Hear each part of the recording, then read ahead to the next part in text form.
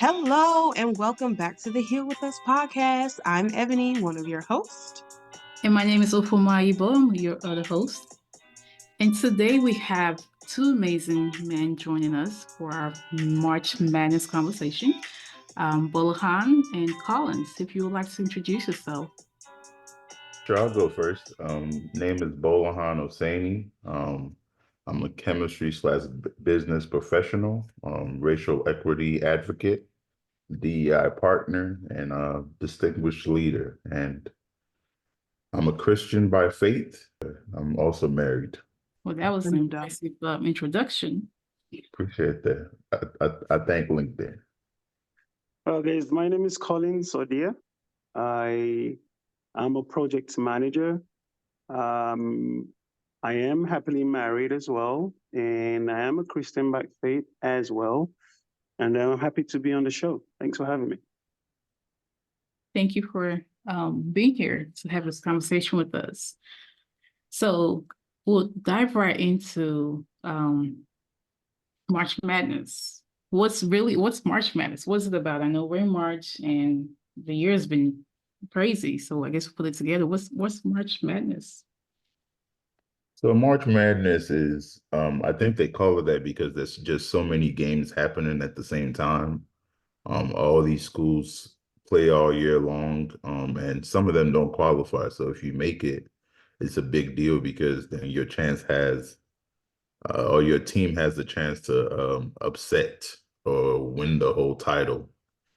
A lot of players who normally don't get television coverage get to showcase their talents, and hopefully scouts recognize them and their lives are changed forever. Collins, March Madness, what is it for you?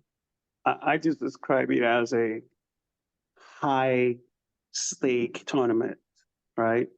Where, college students have the opportunity to, like Gbolahan said, to showcase themselves as individuals in the game and also as a team and try to, they know what is at stake. And so that kind of it naturally just instigates the high level pressure and stake, and that kind of enhances the competition and obviously have people very, very, very kind of intensely involved and trying to kind of get up to the top.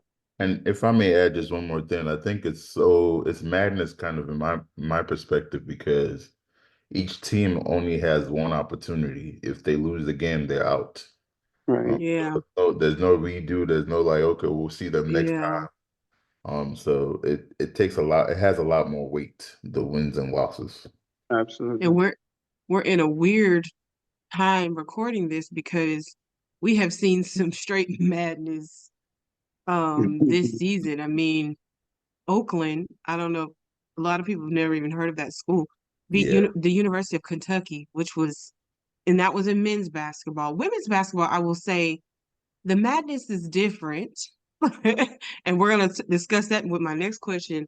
The madness is different. I think they're trending more what people expected, but the men's basketball has been, upset after upset after upset. So it's been really interesting to pay attention to. So, which brings me to my next question. Collins, I'll start with you first.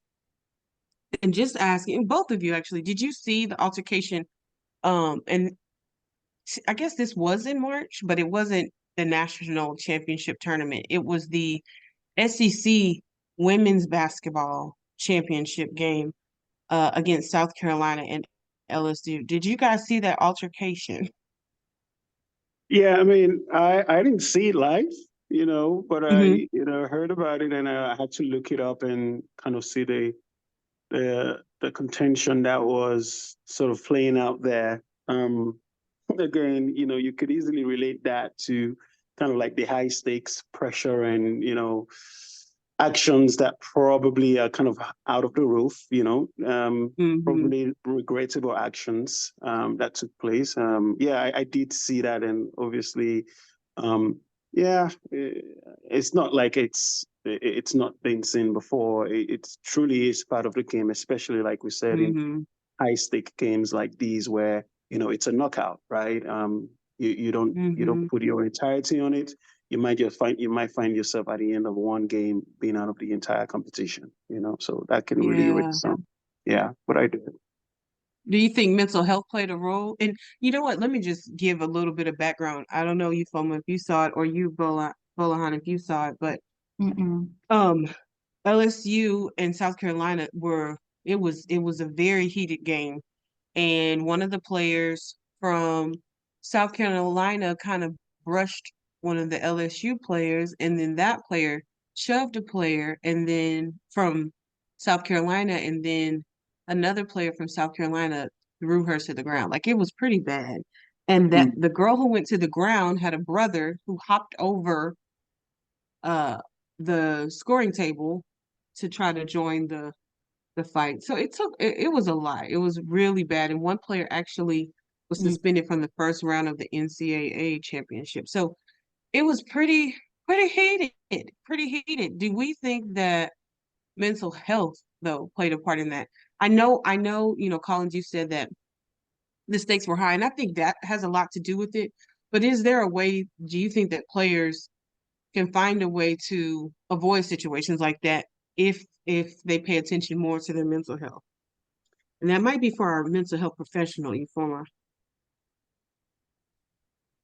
That's well, one, I haven't seen the incident that you're Right. describing, but I would imagine, when you put into some of the pieces that impacts our mental health, like the different influences, whether it's family, media, the pressure, fans, that all correlates to the shift that occurs. So, but I'm not 100% sure how that would be in this whole situation that you're describing now.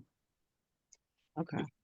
Yeah. Yeah, but I did see the incident. So, and if you kind of look closely, if you ever go and kind of look it up, you would find that where the actual reef started from, actually the folks that ended up taking a bit more of an inappropriate action, were in the initial engagement of the reef, right? So the ball was stolen from the opponent, and was trying to make a run, and then they dragged her back, and that kind of like that's what happened within those two players. But the player who actually went ahead and sort of made an impact to an opposing player wasn't part of the reef at all in the initial state. So why am I pointing this out? I do think, because then I do think that, yes, there's a possibility of that pressure kind of impacting the mental state. And sometimes I actually listen to the coaches as well. And you could probably also kind of blame it on inexperience, but all of these things are just words that we can use to kind of, wrap around the the challenges from a mental state of a person and the focus and knowing kind of where they're at in the game and being able to compose and handle themselves in situations like this, right? So yeah, a lot can play into that, including mental health. If I may add, I saw the incident. I watched a couple of interviews on it, and it kind of is reminiscent of what happened with Draymond Green. And I don't know if you guys saw it a couple months Mhm. back, Oh, yes. Mhm. but it's kind of just like in sports, team sports, where it's us against them, where it's I got my teammates back. A lot of times people are Right. responding with emotion, so Mm-hmm. the Mm-hmm. player who pushed the other player down was coming to the defense of her teammate in her head. Yeah. And same thing for the brother. Like you see your sister getting pushed down, the first thing you're gonna be like, who's pushing my sister to the ground? I'm not just gonna sit in the stands and play bystander and watch all of this happen. But I think what kind of stood out to me was at the end of it all, when the coaches got interviewed, the coach for the South Carolina Gamecocks was kind of apologetic of the behavior and really took ownership of what her players did and kind of just apologized for the fans having to see something like that, and it's not a representation of their university. And the coach for LSU kind of took the stance of like, well, the player who pushed somebody down should have picked on somebody her own size, and she didn't really like that. which I get is the wrong message to send in that moment, but Yes, it I is. And I have so many questions about that, Gbolahan, because, you know, we don't always love to bring the race card up, but I wonder if the positions of those coaches, what they're able to say, is it different because of the color of their skin? I wonder that. I I don't know if definitely think it anybody, is. I mean, I would have yeah, to agree, because if the roles were reversed and it was a black coach who said what that white coach said, that she would have gotten destroyed in the media, you Hmm. know. yeah, I think so too. But at the same time, it's like you want a coach that's passionate like that, that's not just gonna give the politically correct Yeah, response in the media and that's going to stand up for her team, even when she right, feels like they're doing wrong. She may right. berate them behind closed doors, but she's going to double down in front of the media and say, look, they were defending themselves. Like, why would you push somebody down that small? Why don't you pick on somebody your own size? Being that her herself, that coach is very short too. So Yeah, yeah. Well, thank you for that. That was, yeah, that whole situation, it was so layered. All I kept thinking was mental health. This is a great conversation to have. I mean, it's just because like in those moments, there's so much passion, there's so much thoughts Mm, going. A lot of people don't have the time to process and be like, okay, let me make the right decision. Let me not right. interact in this situation. The first, is fight or flight. And for me, you could talk about this. A lot of people want to fight in that situation, and they don't know how to just say, well, let me take a step back and let me not engage. That is our human nature is to fight or flight, but we have to train ourselves to grab that pause, before we respond. It takes a few seconds to just pause. That seconds will shape out that outcome. How that's gonna look like. So that's something we in this field try to train our clients and help them once they gain that awareness, knowing, I gotta grab that pause after return back to doing okay. I'm not gonna give you what you're wanting to get out of me, right? We get that control back. It's not easier said than done, but it's something we have to be intentional about. And the crazy Yeah. part about it all is even as Angela Reese didn't get involved in that situation and she walked away, there was a lot of people saying that she didn't come to the friend Yes. of her teammates and like so it's like you're damned if you do, you're damned if you don't. She took the high. Right. I think they said she sprained her ankle and that's why she didn't want to even get involved. But her not doing that is seen by others as okay, you don't have the back of your teammates when something's going down. You're hiding. Yeah. But I'm concerned Exactly. about the expectation that they had for her to get involved. Why is that an expectation? Exactly. Well, that's Yeah. that's I don't that's think, another piece of the puzzle, isn't it? That itself could also be some kind of a pressure on her. She's doing the right thing. I mean, if we have to think about it, just talking about it here, right? That's the right thing to do. There were so many people on that court that didn't take the same action that I think her late the player's name was Cardosa or so.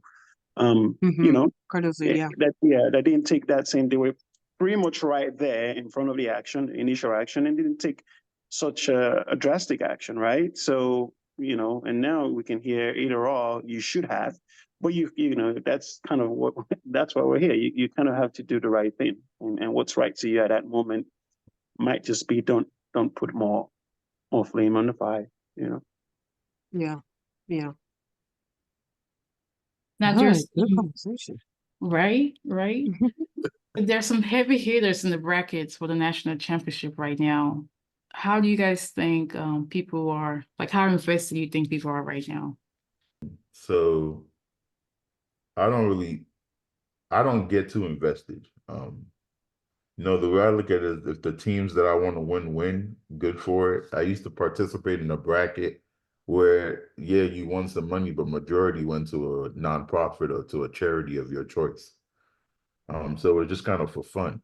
Like it sucks when you lose, but I can't imagine like what the players are going through, or the teams that have invested so much to get there.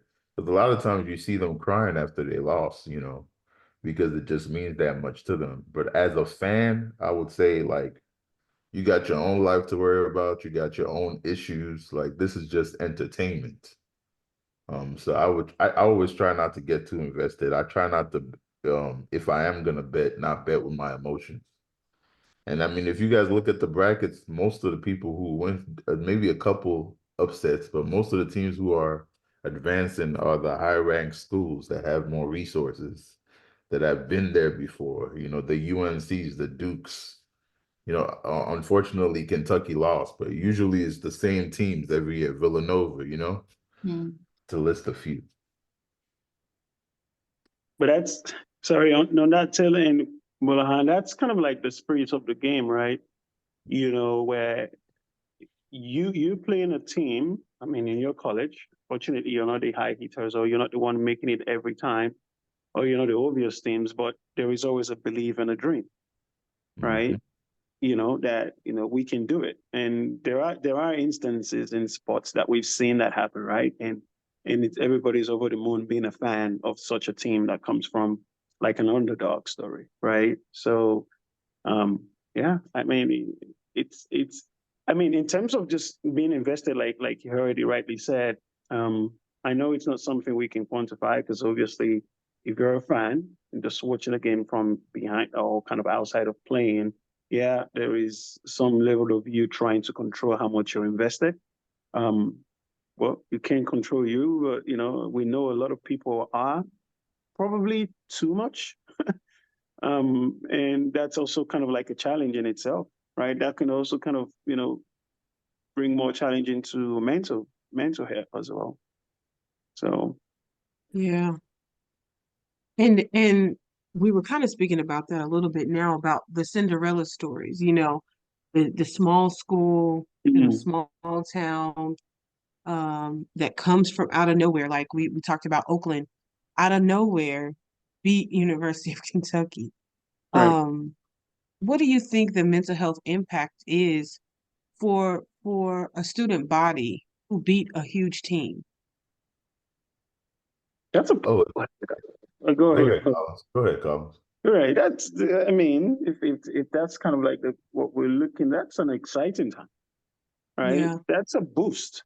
That's exactly what I was actually initially explaining, that when that happens, and even if you dreamt of it for so long and it eventually came into reality, that's the dream. That's what you go into sport for, right?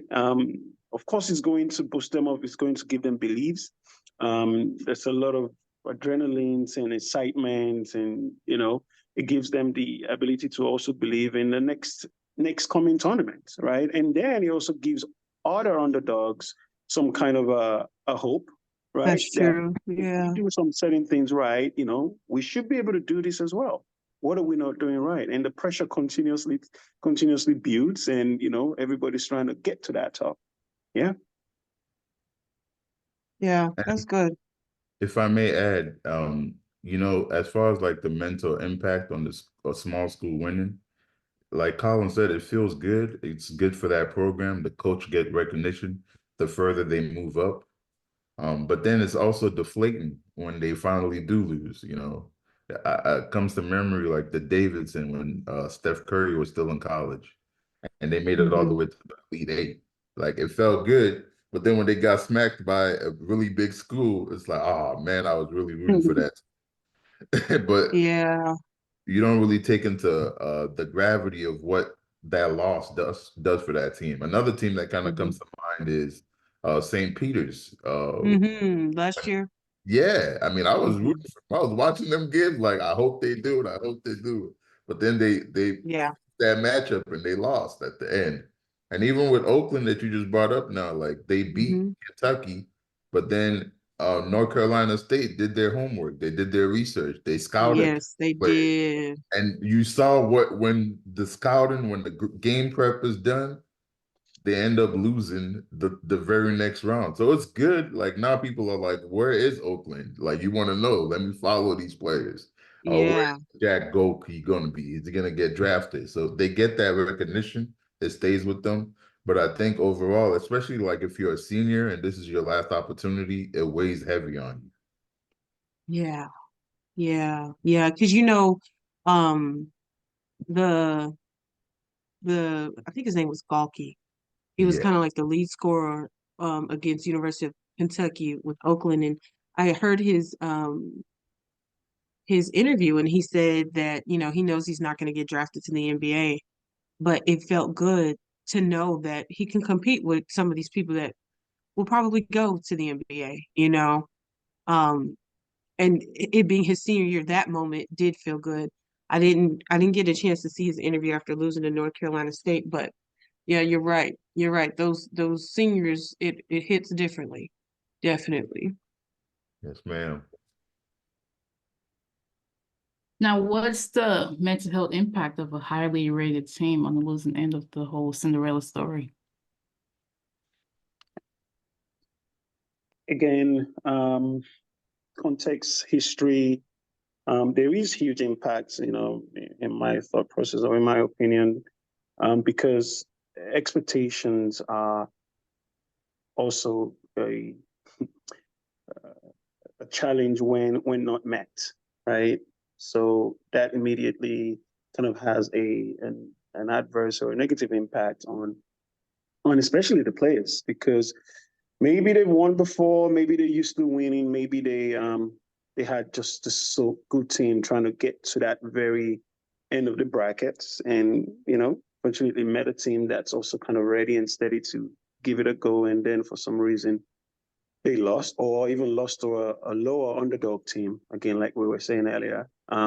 There is definitely huge impact that may really affect the players for sometimes a very long time.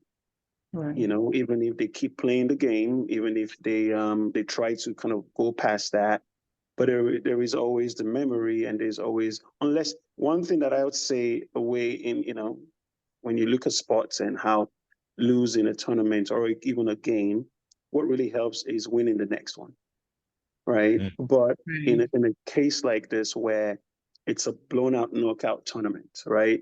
Especially when you really, now someone who leaves in the maybe first early stages of the knockout, they might feel bad, but you haven't put intense effort getting to like pretty much let's say like just to the finals, or however it's kind of represented, and then losing that game. That takes a lot, you know, that's a Yeah. huge impact, and it's harder to come back from that. So sometimes we can see it from what we watch as fans, but those kind of impacts, you're seeing people continuously playing the game and training, but they might have, just from that experience, they might have a lot to deal with that they're unable to kind of go past, again, which just kind of aligns with impacting their mental health, and even their um, just sort of like their performance. It's very, very related, and all kind of intertwined, Yeah. I agree. I think that's where resilience come in, where teams that have strong bond, you actually have to have that to begin with. They can use that to learn from it and support each other, and just be able to bounce back. Like you said, another win will be able to help, but true resilience really brings about that change. Yeah. So let me ask you, Ufuoma, how can colleges and universities better support the mental well-being of their student athletes, especially during high pressure times? Okay. Maybe creating a space where they can go process through, if they don't already have any type of counseling program in place, just some type of support group that they can just share their feelings, what's going on for them, the pressure that they experience, whether as a student athlete, in any dynamic. But I think creating that space to process their feelings is essential if it's not already in place. Yeah, yeah. I think universities and colleges are doing better at it. I will say, like Gbolahan said, some of those bigger schools are more well funded. So they probably have access to mental health uh, by way of counseling or different things like that. Um, so what are some strategies that fans can use to cope with the emotional ups and downs that come with March Madness. I saw so many tears yesterday. I watched it was Virginia Tech and Baylor. And they were playing at Virginia Tech's home. I saw so many tears. How can fans, not just the players, but how can fans avoid, or not avoid, but how can they cope with the emotional ups and downs? You know, with a player, like you said, Collins, the next win helps, but sometimes with fans, they don't have the luxury of necessarily playing the next game. How can they cope? Manage expectations really so come in my head. Um, I'm a fan of a lot of sports, but I love soccer, so I know I can relate. I played. I support a team. We know how we can sometimes get very invested, but you have to manage expectations. It'd be crazy, right, to kind of look at it holistically that, just from being a fan of a sport or a team in a sport, you find yourself really, really sort of affected by the outcomes of, that of the game, right? Mm-hmm. Whether by losing because your team which you support sort of disappointed you, those expectations have to be better managed, right? Because that again, I would not being a person playing in the game, but being a fan, you can also kind of be hugely affected mentally, just like the players in Mm-hmm. the game, and that can be very shocking because you're way more even invested than the actual you know players who are actually doing so much more, right? They go through training, they get conditioned, they're disciplined about stuff, they're compromising for a lot of stuff. And that's what kind of also adds to the disappointment and the mental instability, right? Because of how much they're putting in.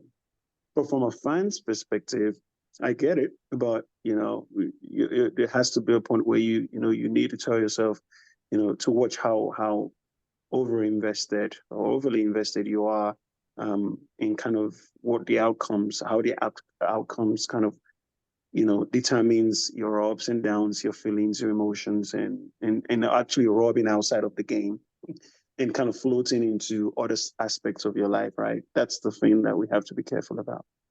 Yeah, you're right. Okay, so let me ask Gbolahan, what strategies do you personally use to cope with the emotional ups and downs? Now, I know you say you're not as invested in March Madness, but I do remember when we when we met a few months ago that um you have a beloved team. So how do you cope with the emotional ups and downs, you personally? I ain't gonna lie, I get mad as hell when Golden State loses, man. It tears me up because I'm like, man, they got so much. If they could just do this, that, and the other. But I just have to realize, like, they making their own money right now. Every game they Yeah, go, they focused on their money. So I gotta focus on what's important. How can I better myself? This is just entertainment. Sometimes you even find me like I'll go shoot some hoops, and I'm calling plays mm-hmm, for myself, just to yeah, team. But as far as like the students watching March Madness, just reflecting on the time that I spent on Mizzou's campus, when we won, it was great. The town celebrated, but when we lost, it was great too. The town still went out and celebrated or drowned yeah, in sorrows, so, and they moved on after that. And it was like, oh, we'll get them next time mentality. Mhm. So I think you just have to have a short memory span and realize that it's not the end of the world if your team loses. Like, yeah, it hurts, it sucks. You want your team to advance, but it's not the end of the world. yeah, yeah. You're right. That's a good way to look at it. Life goes on. Yeah. Um, Exactly. what about gambling though? We know that is a big deal. And I'll say I didn't gamble, Mhm. but I did do the I did join in on the brackets. Like CBS has like this whole, you can just put it in there to see what happens. I've really failed miserably, but I know a lot of people do it for money. They gamble. So Mhm. Euphoma, what are some strategies to make sure that people are mindful of the potential mental health risk associated with, you know, gambling? That's a good question. So when I think of gambling, it's just like with any other addiction, you know, you have to, one, be honest with yourself, you know, if you find that you're struggling with that.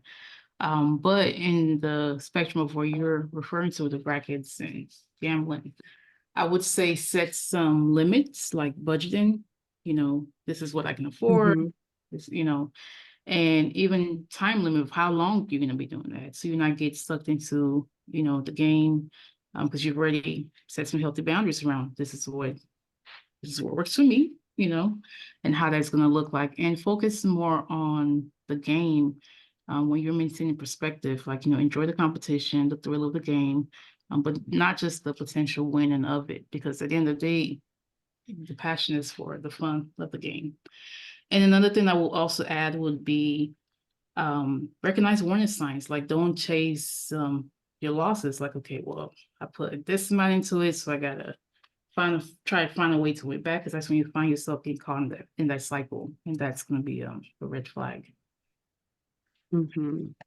And for those who actually have an addiction to gambling, are there do you how could we encourage them during this time? Like, and maybe this is too difficult of a question because we're not necessarily treating anyone, but you know, someone with the gambling addiction, would they watch March Madness, or is that something that they should stay away from? Is it the same as like an alcoholic going to a bar?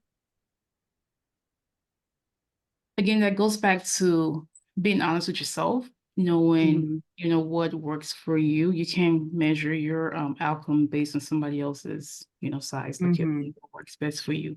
But with alcohol, for example, you know, you want to find other programs, other ways to still, you know, chase the fun and the excitement, but in a space where you can attend to your goals, right? So there are a Mm-hmm. lot of helplines and self-help group, you know, even for gambling. So Gamblers Anonymous is something you can look into, Yeah. and maybe still Yeah. have a community where you all are still enjoying the game, but in a healthy environment that doesn't, you know, perpetrate what it is that you're trying to fight for.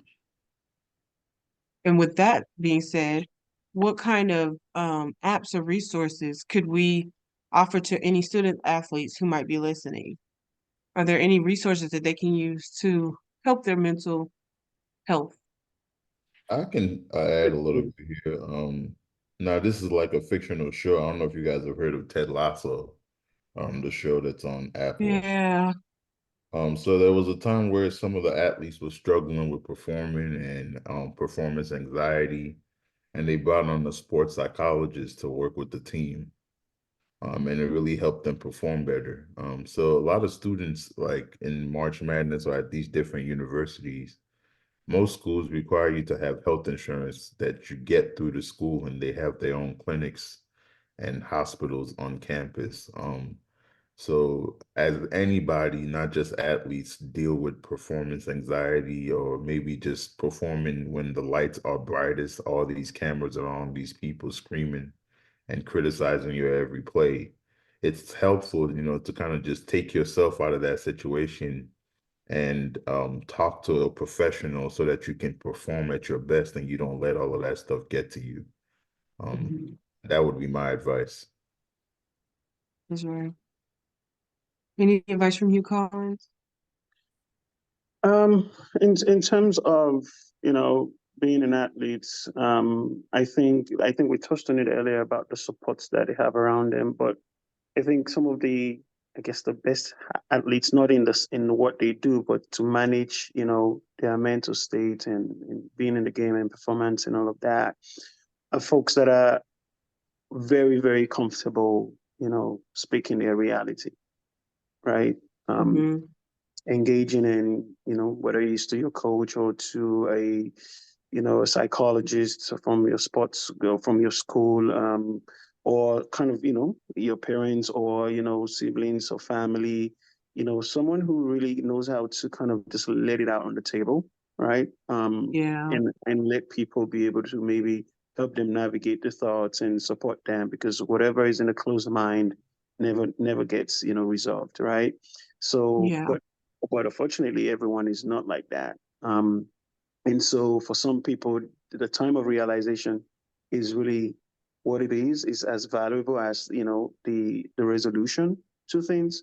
So Mm-hmm. even in relation to the gamblers, I mean, when you guys mentioned that, in my head, I'm thinking when that's a different ball game, really, because being a fan and then being someone who gambles around the game, I don't condone gambling at all. So, but being someone who gambles around the game, that's way beyond being a fan or watching the Match Madness. There's a different kind of drive that you have, that you need to come to a time of realization where you seek help. So talking about sites, I mean, we're exposed to numerous, tools and sites and all these different. I probably call them healing, sites that if you realize kind of what's happening to you from a gambling standpoint and you're seeking help, it's in abundance, really, right? But I think the challenging part is coming to realization, right, and then seeking Yeah. help, Yeah. But Yeah. Yep. Well, this has been great. So we can't end this without finding out who got who. Like, who is your pick? Bola, we're going to you first. Who's your pick? Man, I'm gonna have to ride with NC State, man. That's what I'm rooting for. They beat Oakland, so I'm going with them next. Obviously the Okay. heavy Okay. hitters, and that's in the men's. In the women's, man, I'm hoping for a repeat, man. South Carolina versus LSU. So we'll see. Okay. Okay. Okay. We'll see, man. We'll see. We'll see. Hold them to it, y'all. Okay, Collins. yeah, I mean, like I said earlier, I don't intensely follow the Okay. college basketball, but I'm looking at the brackets, and I mean, if I just go by commonalities, I'm like, oh, Houston. I don't have no idea. I mean, who I should be rooting for. So I don't even think I have a preference, to be honest. You don't have a preference. Ufuoma, I know you are. We're bringing you on this sports journey, and you're learning as we do this podcast. Do you That's have right. any idea? Any? I like to go based on colors, so I guess That's real. wherever is So, what's red. your favorite color? Red. What's your favorite color? My favorite color is red. So Okay, you can jump on Gbolahan's North Carolina State NC State. bus. see, that's Okay, how we do it. and then red for you could do South Carolina with Gbolahan as well. There you go. Gamecocks. They're Question: not quite red, How but they're much? How close. much I gave they win? How much I gave they win? Bragging rights. You're getting it. Brag all of them, all of them. Okay, so I'm gonna give mine. Listen, I'm a Texas girl through and through. Okay. I know we in Georgia, but I'm going for University of Houston for the Uh, men's side. Okay. Yeah, and I don't think University of Texas women's. I think they're still in it. I hope they're still in it. Oh my God. Okay. I really want them to win. So we'll see. We will be back to discuss who won, right? Dun, dun. Awesome. I can't wait. yeah. Awesome, awesome. Dum dum dum. We shall see. Okay, And so before we close, we always like to give 5 fast facts. Yeah. So how can we enjoy March Madness? Embrace the madness. relax. Okay. Grab a brew. Get hmm some good food. Scream at your TV, but not too loud. Focus on the fun. Right. Focus on the Nice. fun. I like that one. Okay, so we got, I like to quantify. We have you My first one was embrace the madness. embrace the madness. I love it. Colin said relax. Gbolahan said grab a brew, something to drink and eat and yell at the TV. Right. Ufuoma said focus on the fun. And I'm gonna come and say it'll all be okay on the next day. Exactly. Like that. It'll Go. all be okay the next day. Awesome, awesome. Well, thank you guys so much. This was fun. This was a really good conversation.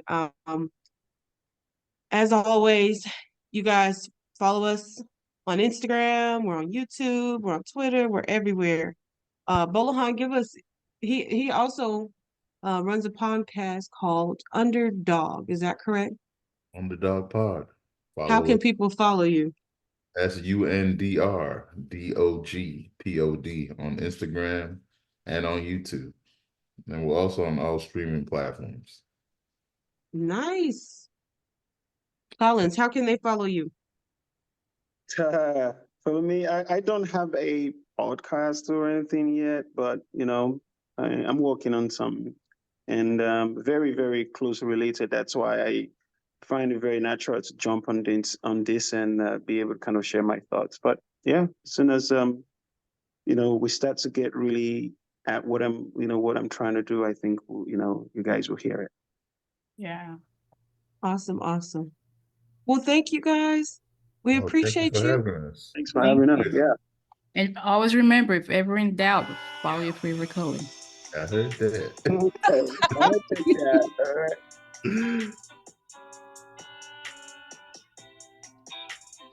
To reach us with questions or comments, email us at healwithus@atlantatreatmentcenter.org.